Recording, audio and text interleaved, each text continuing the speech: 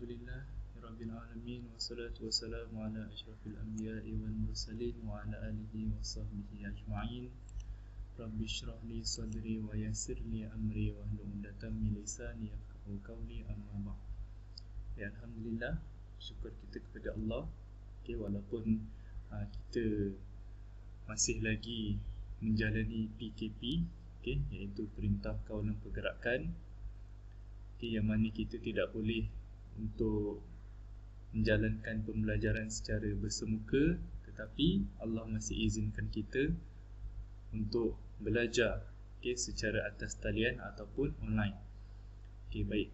Untuk anak-anak murid tahun 6 Afiat khususnya SK Masai, hari ini kita akan belajar satu tajuk baharu, iaitu ibadah puasa di bulan Ramadan. Baik. Yang pertama sekali, apa itu puasa? Maksud puasa ialah menahan diri daripada melakukan perkara yang membatalkan puasa, bermula daripada terbit fajar sehingga terbenam matahari, beserta dengan niat dan syarat-syarat tertentu. Ini ialah maksud puasa. Maksudnya kita menahan diri. Kita paksa diri kita untuk elakkan daripada melakukan perkara yang membatalkan puasa. Bermula bila? Bermula dari terbit fajar sehingga terbenam matahari. Baik. Yang kedua, hukum puasa. Hukum puasa ialah wajib. Wajib kepada siapa? Kepada orang yang dah cukup syarat. Apa syarat-syaratnya? Lepas ni kita akan belajar dengan lebih lanjut. Yang penting sekali, hukum puasa ialah wajib. Baik. Dalil Al-Quran berkenaan dengan ibadah puasa, iaitu perintah Allah Subhanahu Wa Taala. Dalam Al-Quran, firman Allah Ta'ala dalam surah Al-Baqarah ayat yang ke-183. A'udzubillahi minasyaitonirrajim. Ya ayyuhallazina amanu kutiba alaikumus siyamu kama kutiba alal ladzina min qablikum la'allakum tattaqun. Maksudnya, wahai orang yang beriman, kamu diwajibkan berpuasa sebagaimana yang diwajibkan atas orang-orang yang dahulu daripada kamu, supaya kamu bertakwa. Baik, murid-murid sekalian, untuk makluman semua, kenapa Allah Ta'ala wajibkan kita untuk puasa? Kerana pada akhirnya, pada akhirnya nanti kita akan menjadi orang yang bertakwa. La'allakum tattaqun. Itu ialah perintah Allah, yang mana apabila kita selesai sahaja berpuasa, menjalani ibadah puasa sepanjang bulan Ramadan, kita akan menjadi orang yang bertakwa.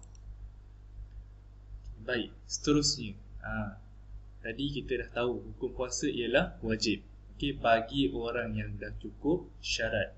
Ini dia syarat wajib puasa. Syarat wajib puasa. Apabila kita dah cukup 4 perkara ni, maka kita wajib untuk berpuasa. Yang pertama sekali ialah Islam. Orang Islam wajib berpuasa. Yang kedua ialah berakal. Yang ketiga baligh. Yang keempat mampu berpuasa. Tidak diwajibkan puasa bagi orang yang sakit ataupun orang yang uzur.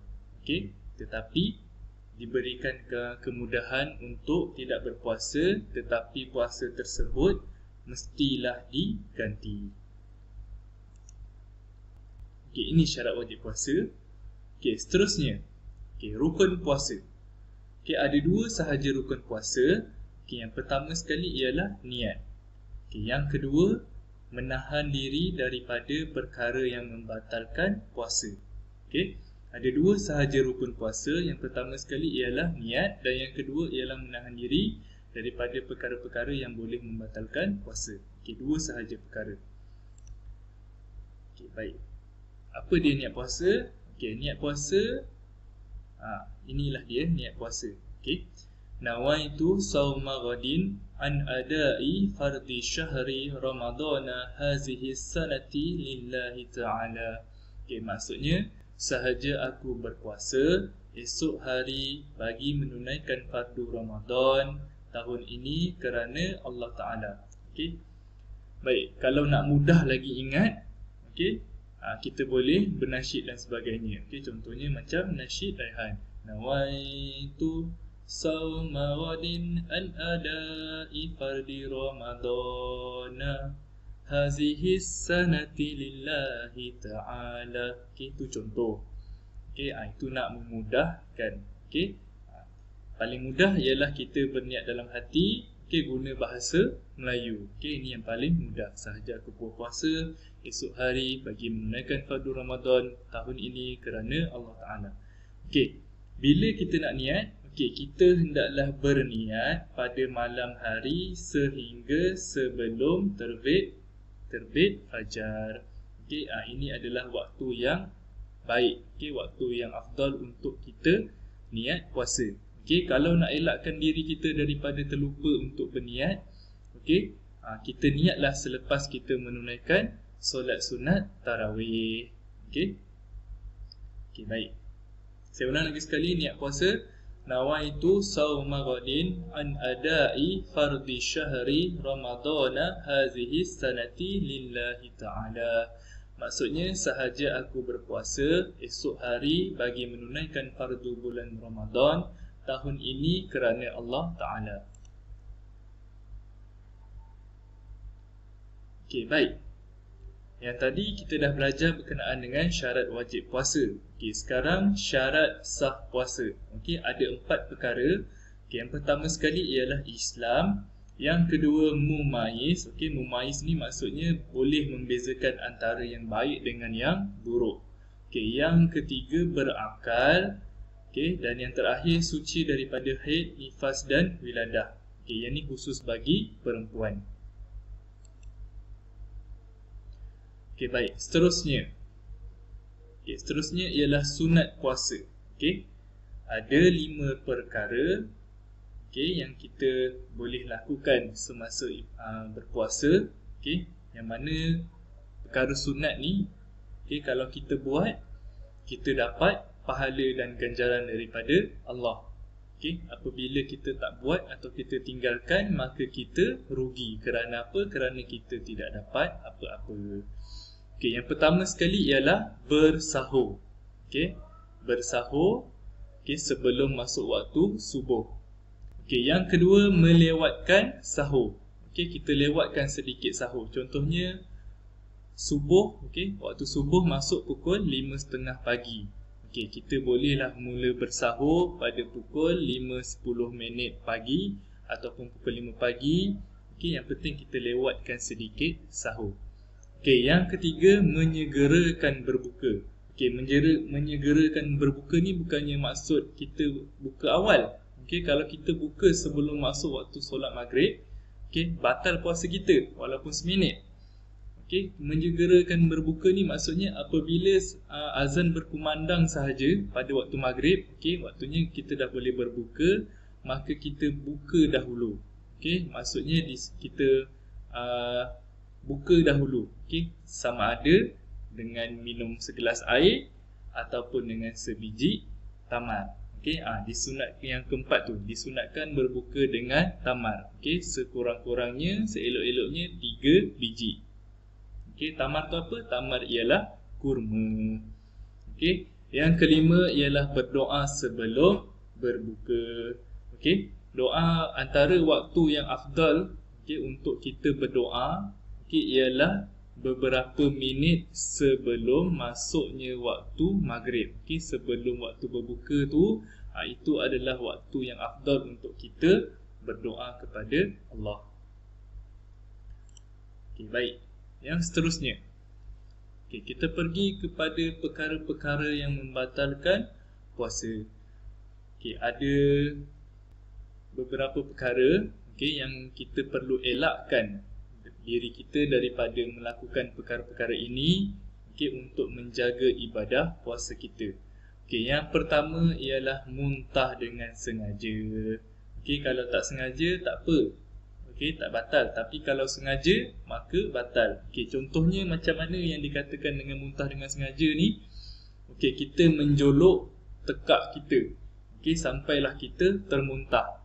Okey, kita joloklah dengan tuala ke, dengan tangan ke, sampai kita termuntah, itu ialah muntah dengan sengaja, maka batal puasa kita. Okey, yang kedua ialah gila. Okey, gila, mabuk atau pengsan sepanjang hari. Okey. Mula-mula kita sebelum kita puasa tu, okey, kita waras. Okey, kita masih lagi sihat dan berakal. Okey, tiba-tiba dah masuk 3 hari puasa, okey, ditakdirkan Allah Taala kita gila. Okey, maka puasa kita pada hari tersebut batal dan kita tidak disunatkan. Okey, kita tidak diwajibkan untuk berpuasa sehinggalah kita sembuh daripada gila. Okey, yang kedua pengsan sepanjang hari. Okey, maksudnya kita selepas sahur kita okey, kemudian kita pergi kerja macam biasa, melakukan aktiviti, tiba-tiba kita rasa nak pitam. Okey, lalu kita pun pengsan sampailah pada waktu malam. Okey, maka puasa kita pada hari tersebut terbatal.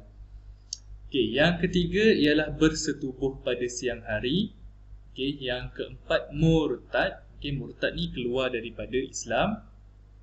Okey, yang kelima makan atau minum dengan sengaja. Okey, ini memang teranglah. Okey, maka batal puasa kita. Okey, yang keenam memasukkan sesuatu ke dalam rongga badan. Okey, yang ketujuh haid, nifas atau wiladah. Dan yang terakhir mengeluarkan air mani dengan sengaja bagi orang lelaki. Okey, ini adalah perkara-perkara yang membatalkan puasa. Okey, baik.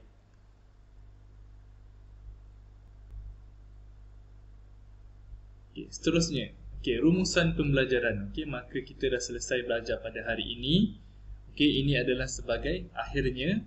Okey, amalan puasa yang dilakukan dengan ikhlas dapat meningkatkan ketakwaan kepada Allah dan memberikan kebahagiaan di dunia dan di akhirat. Okey, baik. Seperti yang saya cakapkan, okey, seperti yang saya dah maklumkan sebelum tadi, pada awal tadi, okey, firman Allah Taala berkenaan dengan ibadat puasa ni, la'allakum tattaqun. Pada akhirnya, okey, kita dapat meningkatkan ketakwaan kepada Allah dan memberikan kebahagiaan di dunia dan di akhirat. Okey, baik. Bulan puasa adalah bulan yang penuh barakah. Okey, jadinya bulan puasa juga dikenali sebagai bulan ibadah. Okey, jadinya adalah sia-sia kalau kita tak manfaatkan keistimewaan barakahnya yang Allah turunkan pada bulan Ramadan ini dengan sebaiknya. Okey, kita akan menyambut bulan Ramadan lebih kurang dalam 80 lebih hari lagi. Okey, jadinya kita dah boleh bersedia dari sekarang, okey, untuk kita menyihatkan fizikal, mental kita untuk ibadah puasa, untuk berpuasa. Okey, sekian saja dari saya. Okey, sekian. Assalamualaikum warahmatullahi wabarakatuh. Jumpa lagi pada pembelajaran akan datang, insya-Allah.